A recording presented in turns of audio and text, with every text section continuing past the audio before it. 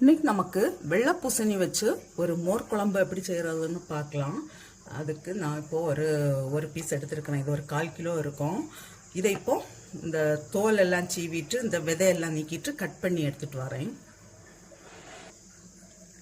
இதில் நான் இப்போ ஒரு 5 சின்ன வெங்காயமும் 2 பச்சை மிளகாயும் போட்டிருக்கேன். அது கூடவே ஒரு 1/2 ஸ்பூன் போல மஞ்சள் தூள், கொஞ்சம் சால்ட் போட்டு இதை இப்போ கொஞ்சம் தண்ணி விட்டு நான் ஒரு விசில் வாரது வரை இதை வேக வச்சு எடுக்கிறேன்.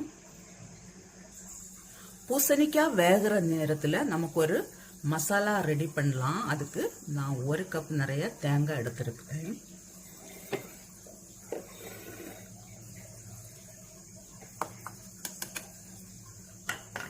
இது கூடவே ஒரு 1/2 ஸ்பூன் ஜீரகம்,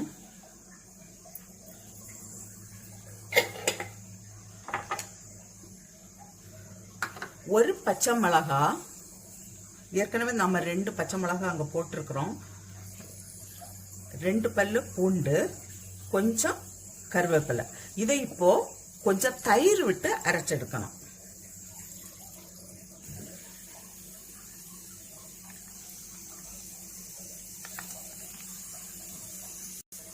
இது கூடவே கொஞ்சம் பெருங்காயத்தூள், ஒரு 1/4 ஸ்பூன் போல.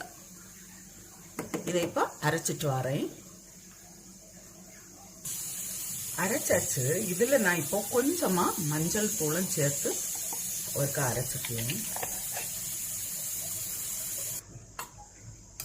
பூசணிக்காய் வெந்தாச்சு. இப்ப நமக்கு அரைச்சு வச்சிருக்கிற அந்த தேங்காய், தயிர் அதெல்லாம் விடுவேன்.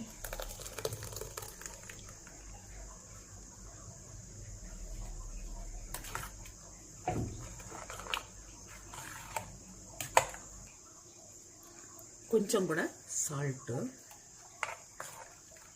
இது நல்லா கொதிக்க கூடாது. கொதி வாரதுக்கு முன்னாலே நமக்கு ஸ்டவ் ஆஃப் பண்ணிடலாம்.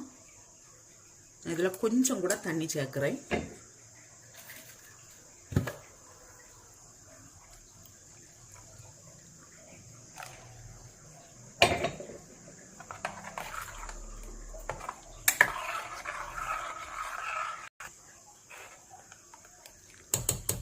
இப்போ நான் ஸ்டவ் ஆஃப் பண்றேன். இதுக்கு தாளிப்பு கொடுக்கலாம்.